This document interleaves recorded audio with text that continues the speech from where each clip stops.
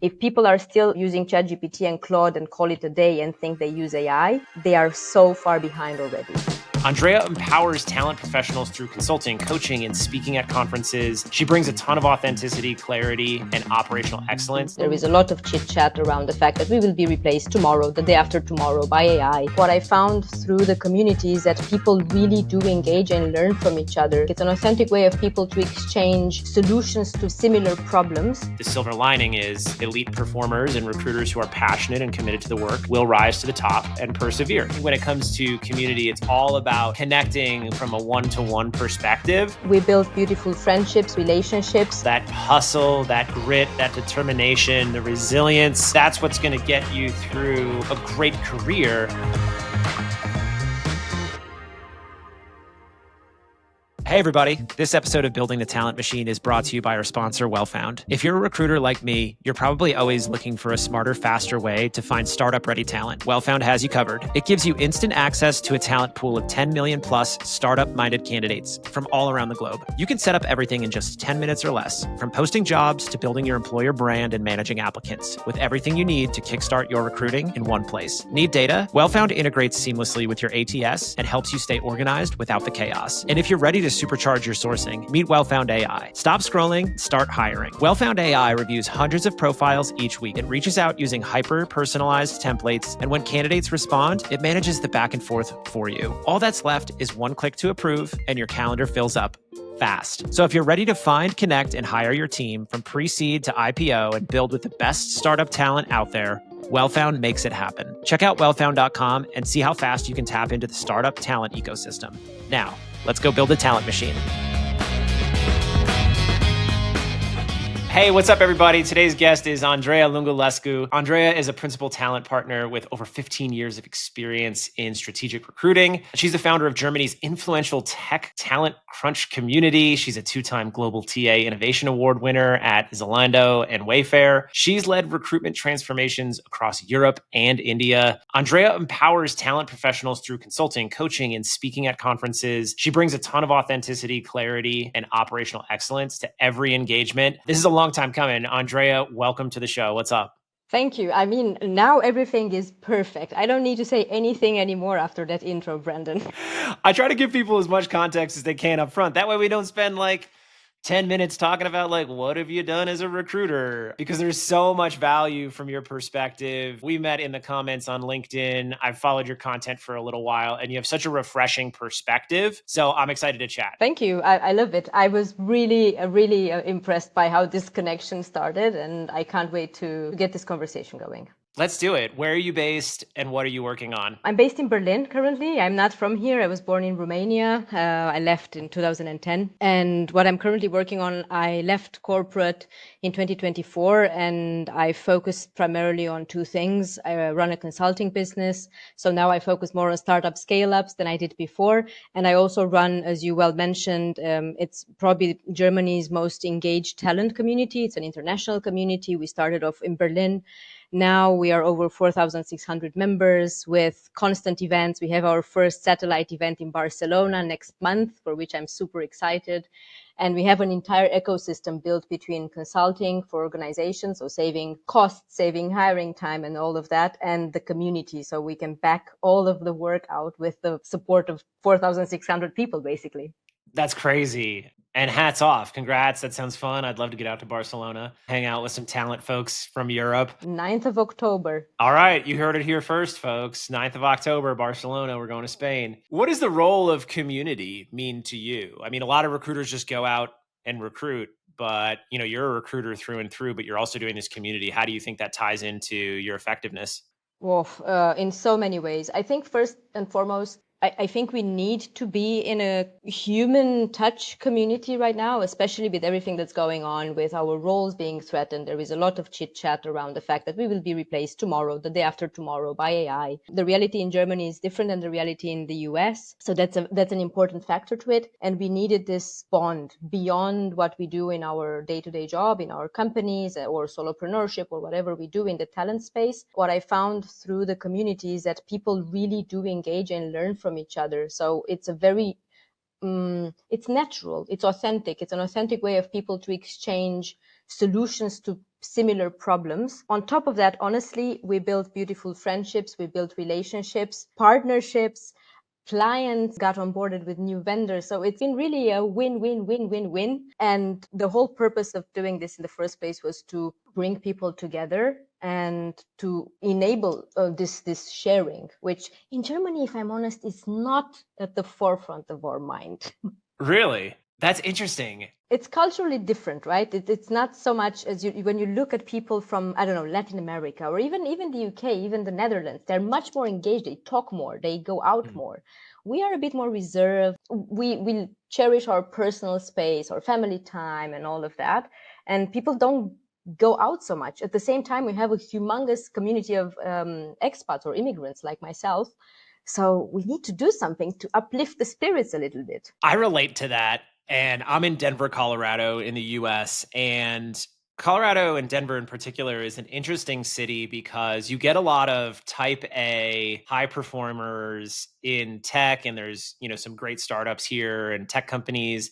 But people come to Colorado mostly for the balance with their hobbies. So you might have like a great software engineer that's also an exceptional rock climber or mountain biker. And I operate a community in Denver too. And one of the challenges I found here, which is similar to what you described, is if you're going to get people to show up to an event outside of work that's going to cut into their family or hobby time, it's got to be a really good event. And I've had events that have like taken off and been awesome.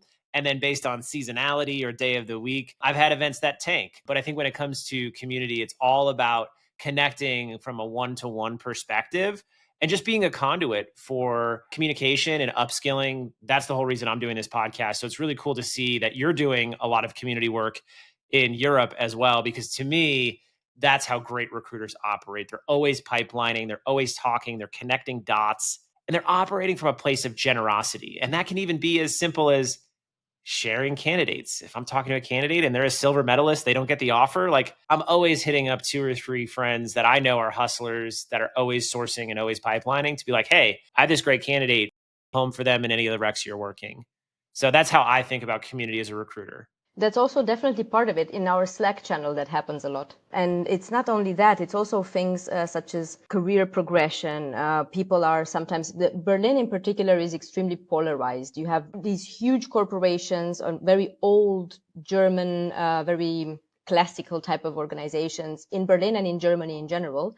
But then in Berlin, you also have this absolutely amazing startup ecosystem with startup scale-ups, with a lot of VCs are investing here. So the experience level for talent partners in corporate versus startups also differs a lot. So then when they come together, they have the opportunity to also really learn from each other and help each other grow and look at things in different ways than they might have done on their own, so to speak.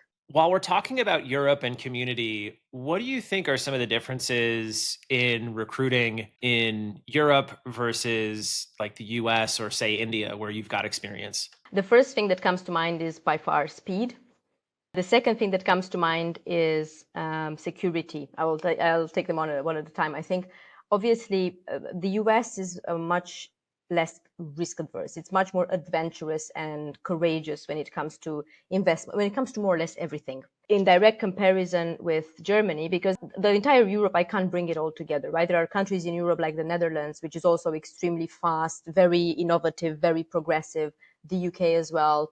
The majority of us are quite reserved, right? Maybe a bit more risk adverse, and therefore we are much slower. So speed is definitely a big difference. When I think about India, when we opened up the tech development center for Wayfair in India, that was a completely different ball game, and the cultural aspect came in extremely strong. So you have the speed is one thing. Then we have this second part of it, which I mentioned, security. We have really strong social laws in general in Europe, right? So we have a lot of security around our jobs, around our healthcare, and so on and so forth, which leads to people maybe being a bit more relaxed, in their roles. And then when we went over to India, we realized how much of a difference it makes in terms of how people look at professions, how people look at their jobs, and how important are for them, for example, titles and social status, how they are perceived. This is another really big difference that I've noticed in between the three of them. Also, I think the way that we express our roles. I mean, I'm in the role of a principal, which is a rare role in Europe. If you look around for a real principal, the inflated titles I'm not going to look at because I don't want to. But the roles are usually stopping around the senior recruiter role, and then people are shifted directly to management.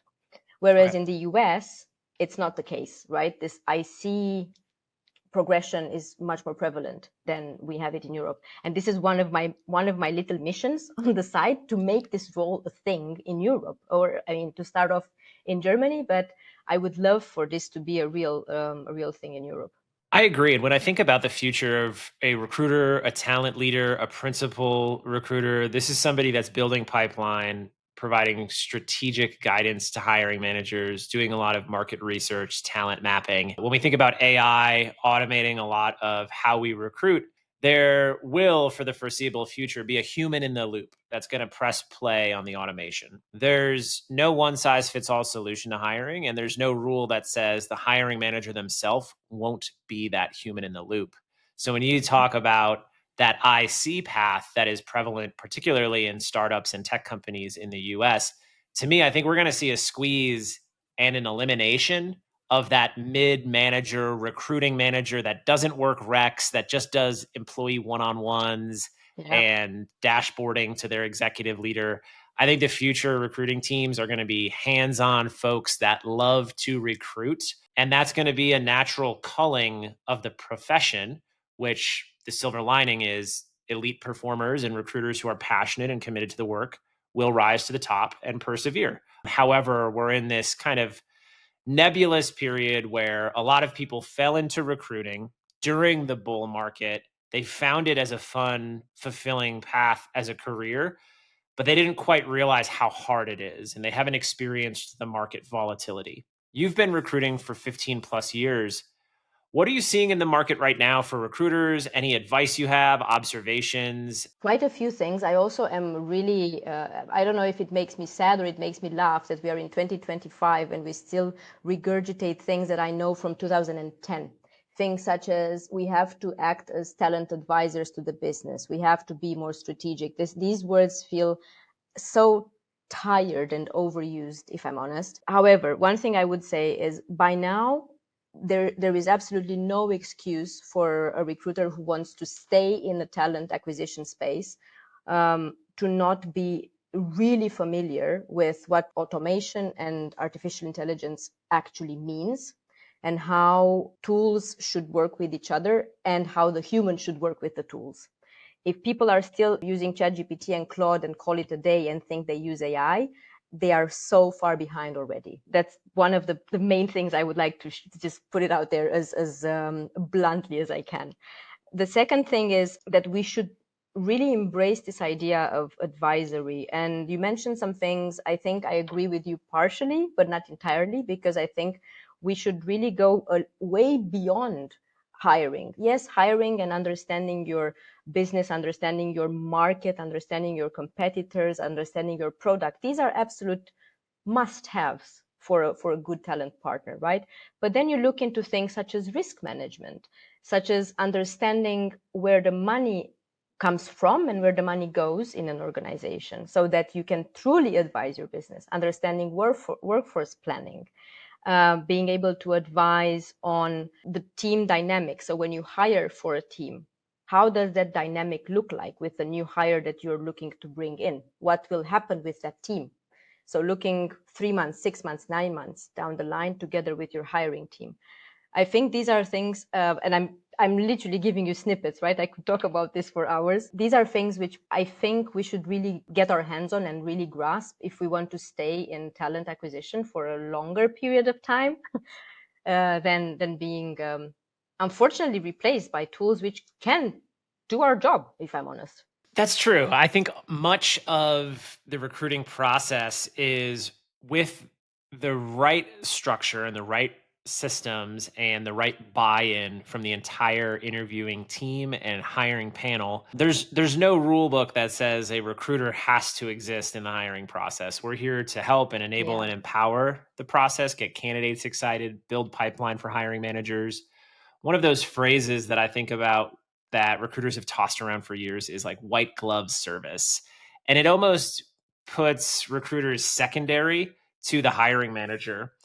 I think a true recruiting advisor of the future that's going to differentiate themselves is somebody that can do what you just said, like that idea of mapping the market, being an advisor, talent management, and being able to go to a hiring manager and really just enable from both sides on the candidate and hiring manager perspective and understand how these workflows can be empowered by AI. I think the one piece that I'm a little disenfranchised with, and I'd love your take, is that we're almost 3 years into ChatGPT. Yep. And it seems like a little disappointing. I think a lot of us got excited about the capabilities of AI, that we were going to live in this science fiction future. And anybody who's a recruiter was thinking about all the whiteboard thesis ways to use AI. But it's still just kind of the same as what we were doing a couple years ago.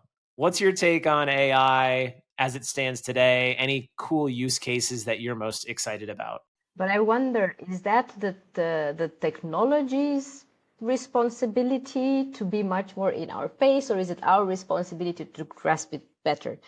I think if you check some of my other podcasts or work in general, it may look confusing because some people think I'm against AI, because I'm always very stern on the fact that companies should not go to AI first, right? Because you haven't set up your foundations and you think that this shiny new tool that came up 3 days ago is going to solve all your problems because the website looks great and they wrote a really nice copy. That I'm really against. But I think I've seen a number of really easy to implement use cases. I think if we think of a company, think of a company who has no budget, right? As a pre-seed, just looking to get out there.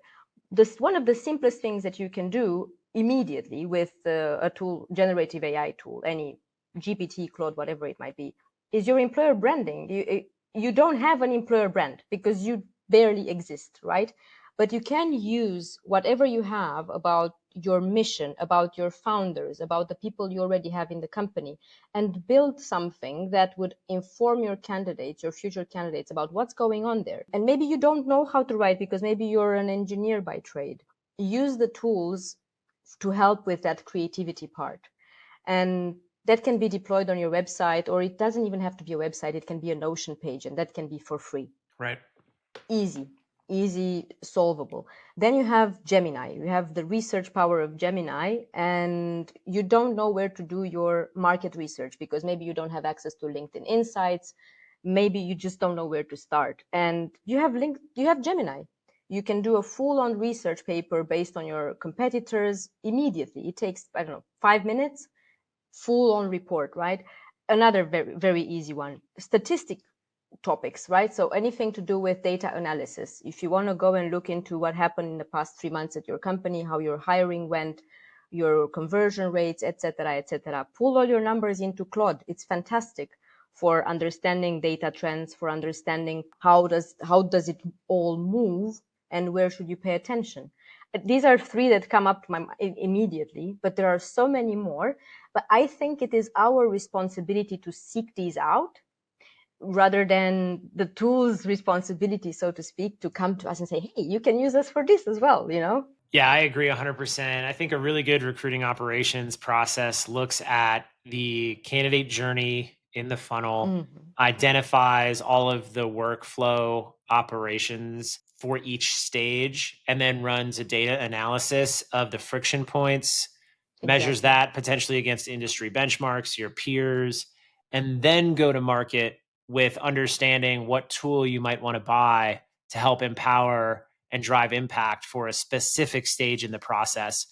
If you're a recruiter and you're only getting your AI knowledge from vendor white papers, I'd encourage you to diversify your media diet. Yes. But I want to ask, with AI and automation accelerating, where should recruiters invest around the human skills so that they are employable and indispensable in the recruiting process? I'll give you a bit of a roundabout type of answer here, because one thing I want to maybe bring to people's attention is something we don't think often enough about. We have transferable skills, but we don't proactively think about them. So in everything that we do on a daily basis, we can extract skills from those activities and those tasks. I think we should take a more proactive approach in finding those transferable skills out in the first place. More often than not, the skills which are more easily transferable are the core skills or the soft skills. And then you have the technical skills or the hard skills on top. So before looking at, okay, my job is in jeopardy because AI is going to take it over. Yeah, fair enough. But have you done your audit in the first place? Do you know what skills you possess in the first place? And now to come back to your question, I think if I am to shoot straight off the bat, I can think of a couple of things. As humans, we perceive things such as other humans' emotions, body language, we perceive their moods, we have emotional intelligence. Emotional intelligence, or we don't have it, or we don't have it developed enough. But emotional intelligence is definitely something that we should really tap into way more than we have maybe thought about before. The second thing I would say is creative problem solving. And here AI can help with that. But again, we can see things and make connections, which would probably take us a really long time to explain to a tool. Hey, you should take this into account and this into account, whereas we already have them in here. So we can come up with problem solving in a really creative manner, keeping track of multiple things at once really quickly.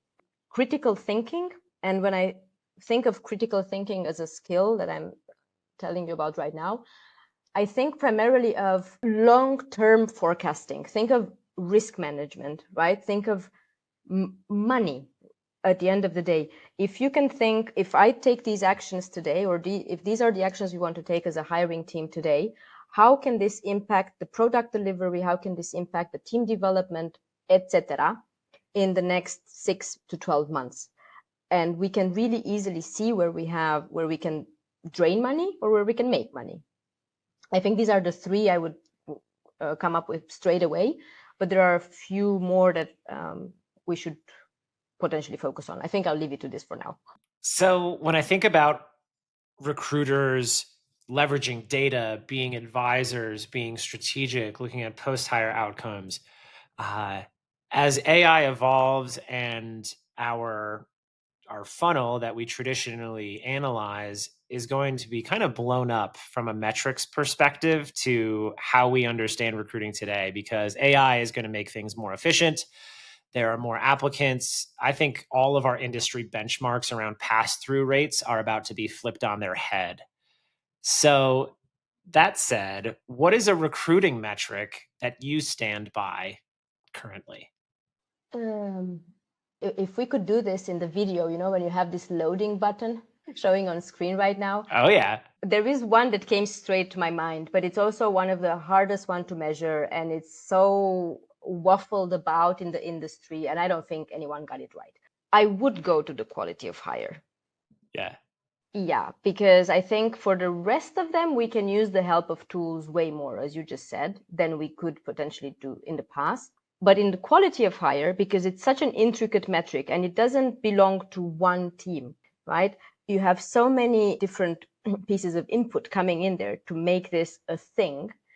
That's the one I would love to focus more on, because that's the one that will also save us a lot of money in the future. Quality of hire is so interesting because it's almost like you said, it's not necessarily a metric a individual contributor recruiter should focus on. It's a higher level, board level, executive level metric, a TA leader looking at all of the external inputs that influence an employee's engagement, belonging, alignment to their role, their retention, their satisfaction, their motivation. I think a lot of recruiters want to reverse engineer quality of hire from top performers and replicate that into the recruiting process. I love quality of hire. I'm obsessed with quality of hire. I love that there are multiple approaches and a lot of people talking about it, because it allows recruiters to be accountable to the post-hire outcome. And I think we should Mm-hmm. to an extent. What I believe many of these formulas around quality of hire, when they're reverse engineered into the recruiting process, fail to leverage is a candidate's motivation over time. You know as well as I do, you could hire somebody in and go through an assessment process, but then things change: product, life, circumstances. There's so many variables outside of a recruiter's control that Mm-hmm. this is such a fun thesis to talk about. And I think it's Yeah. the holy grail, quality of hire. And in order to get there, we need a universal definition. So I'm excited that we're still in this nascent stage of quality of hire. I think we just need, as an industry, to rally around a universal definition, because we've talked about quality of hire as a phrase for too long. I think Yeah. we're in year 10 years ago, I saw my first blog post from Sherm about quality of hire. Every other business group has a top line metric that's understood at a universal level. If you're a hiring manager and you come into my organization and I'm your recruiter and I start talking about quality of hire, well, you might bring your previous definition from your last job, and we might think we're talking about the same thing, but we're really not. Mm-hmm. So I love that you mentioned quality of hire. Do you have off the cuff a definition of how you think about quality of hire? No. That's the very brutal, honest answer. If I look back at some of the hires I made, I can tell you honestly, there are people who I hired in 2015 at Zalando who are still there and progressed in their career. I know them. I know literally all my hires, apart from the ones I made in India or the States. I know them personally. And I'm really happy when I see them grow. That could be one thing. Career trajectory for a hire could be one thing, but again, it's there are so many factors that can influence that. So that's why I say I don't have a formula that I can just pull out of a hat and say this is how it works. I can now go and deep dive into the various factors that come in, because I've done a similar exercise at my last employer, trying to look at all the different areas of influence, so to speak. But no, I don't have a formula. When I think about quality of hire, to me, I question, is it a metric like net promoter score? Is it a operations tool like Agile or Scrum? Or is it a philosophy like, say, DevOps? And I think it could be all three in the right application, but it's just a little bit of a choose your own adventure right now. And I would just love to see more universal understanding, so that when we do go to conference, when people do read white papers and talk to hiring managers, I think it can be challenging at times to put a finger on the pulse of something that is so vitally important, that if recruiters are going to earn a seat at the table, we need to earn a seat at the table in a similar fashion that other business groups have. And I think maybe a customer success organization has done that by saying, hey, our top line metric is going to be net promoter score and net retention. Those are two great metrics that everybody understands. Yeah, that's true. I like that. I never thought about it like that, as in what is this really? Is it really is it a KPI? Is it definitely one thing I do know is that talent acquisition should not be made responsible or accountable for it. There needs to be it's a much higher level of a role that should be accountable for that throughout the organization. And I don't think it sits with the recruitment team. All right. So, Andreea, the show is called Building the Talent Machine. I want to talk a little bit about one experience in particular. How did you build the talent machine at Wayfair? Well, I joined Wayfair. They already had a talent machine, but I joined in Berlin. So Okay. Wayfair, which is a company you probably all know, right? It's a really successful organization in the US. They had operations in Germany and the UK, and I joined them in the Berlin office. The proposition when I joined was we expanded our senior leadership group. So that was my responsibility. I came in to grow the tech senior leadership organization. And then later on, we came up with the development of this India Tech Development Center, which we opened from scratch from Berlin. Now, I joined a solid machine in the first place, but I was their first and only European principal.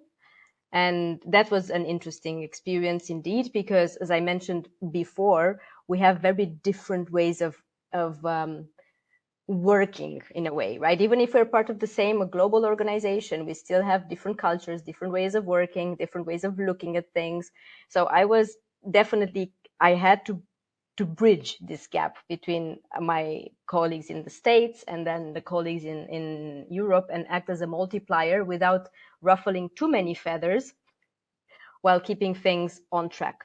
So I didn't build the machine, but I participated in building that machine. So one of the probably most important things I participated in, or I led from the Berlin office, was the complete redesign of our senior. We have a senior management level just under VP. Okay. And that recruitment process for engineering was completely redesigned with myself from talent acquisition, and then my stakeholders in engineering. They were part US, part Europe.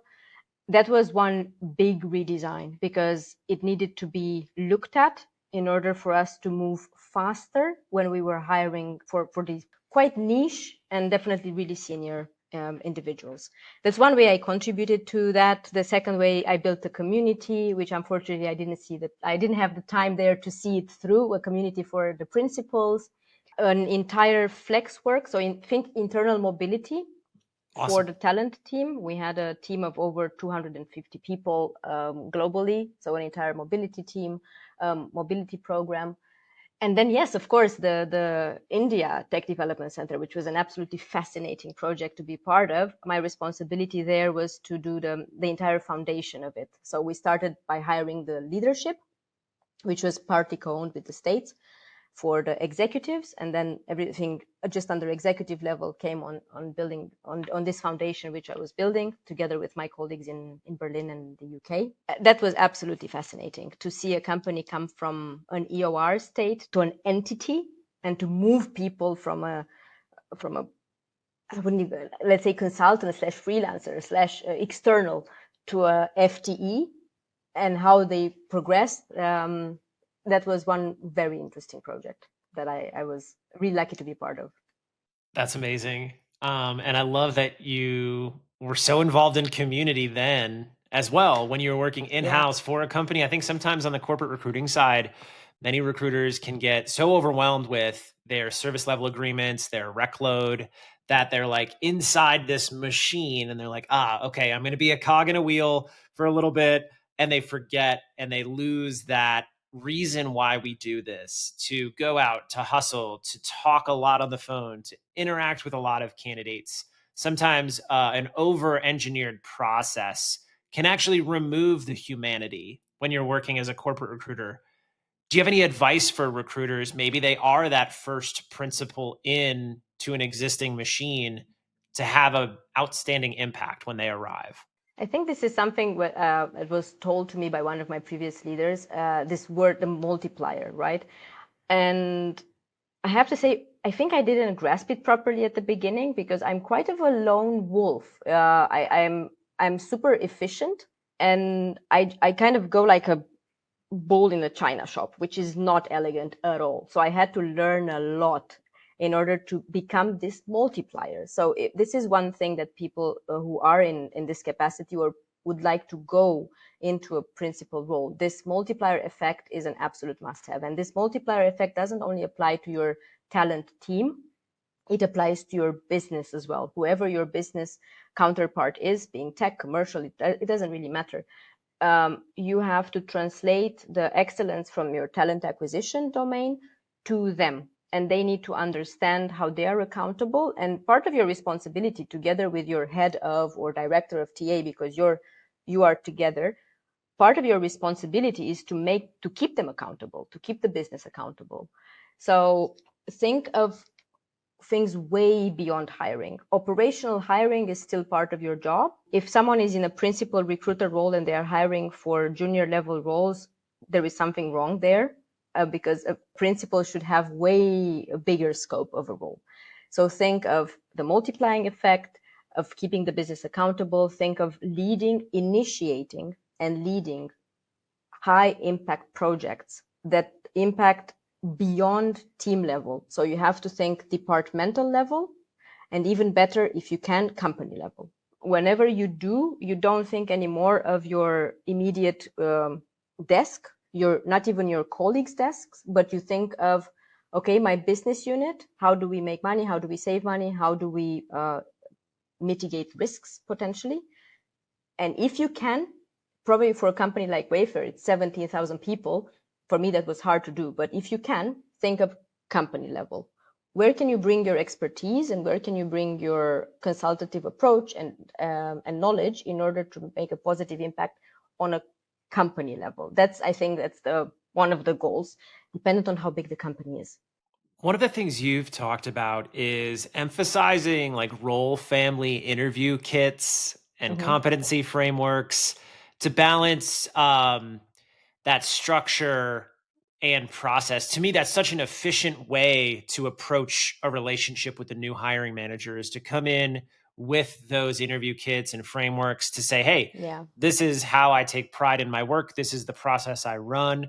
This is how I think we should go about hiring based on my experience. Are there any other efficiencies like that, or tools or tips, or any inefficiencies that are overlooked in recruiting? Inefficiencies overlooked, yes, a million of them.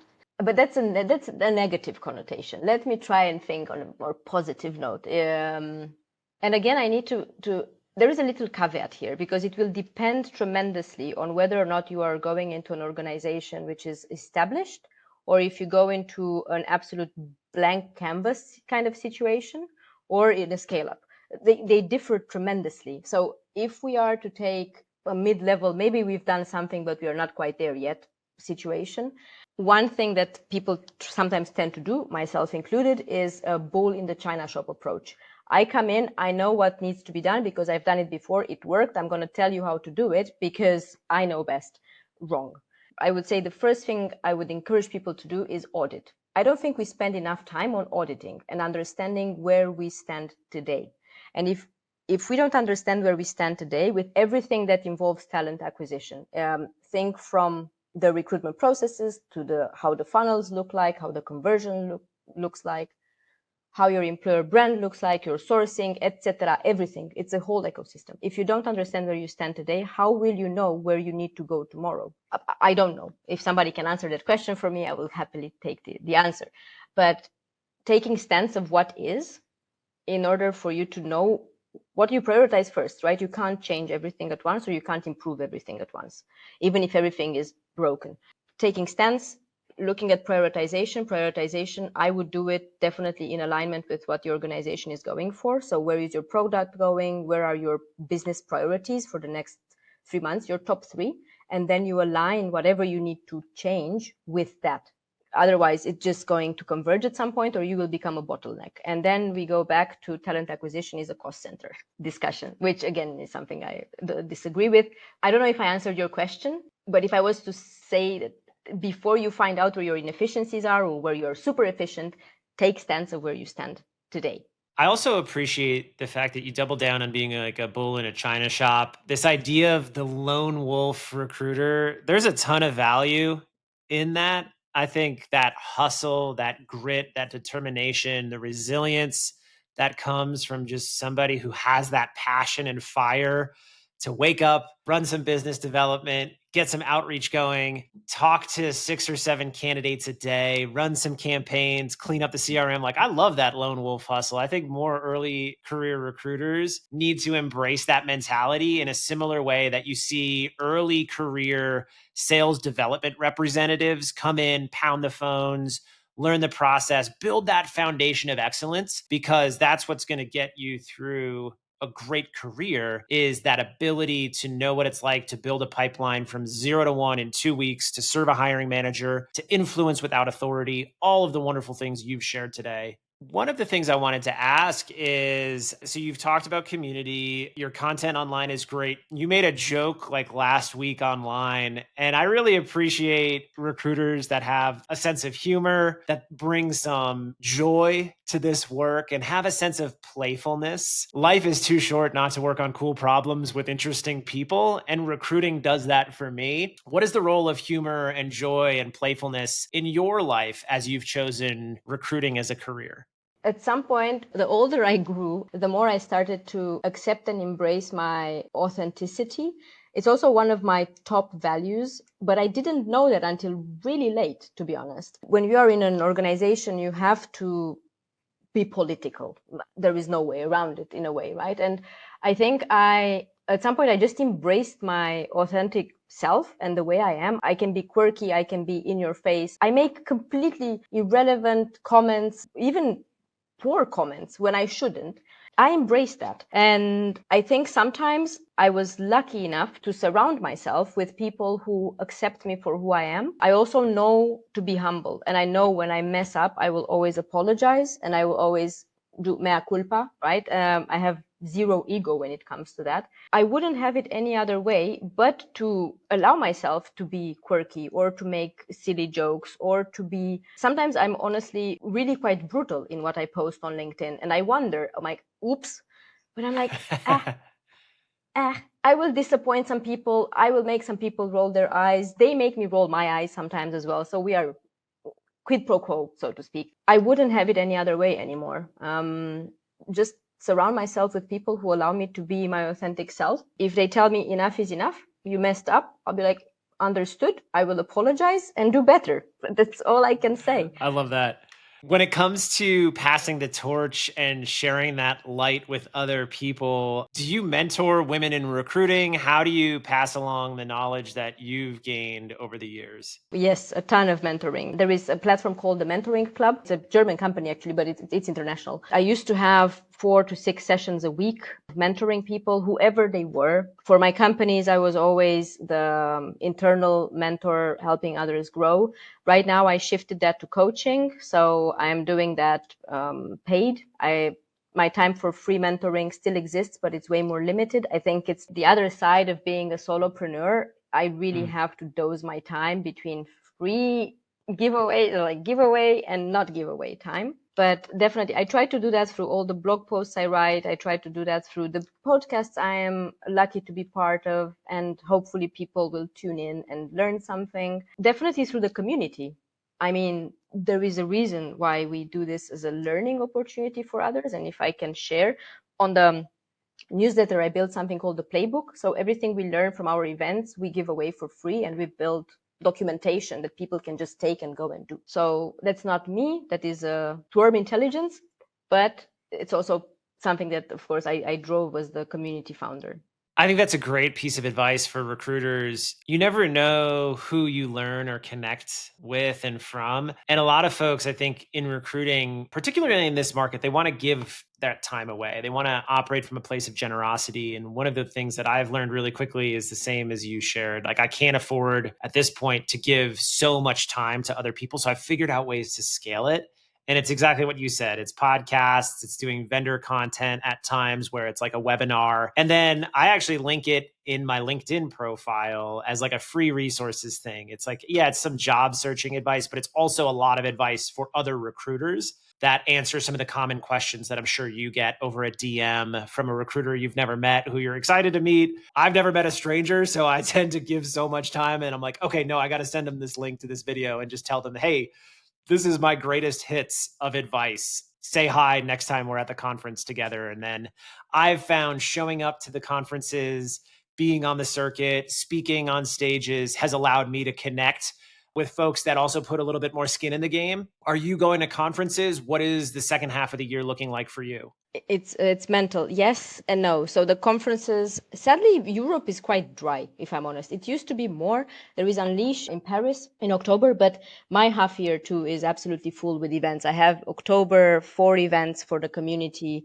November I have the flagship event, which I may argue it's a little conference in its own because we have 170 people joining with a very good. It's an American sponsor. I'm not going to name them, but very reputable US organization in the talent space. December, another one. So literally my next months are packed with events. Personally, I don't know if I will have time to go to other people's events, but I try to go to networking events in Berlin because it's easier for me to reach.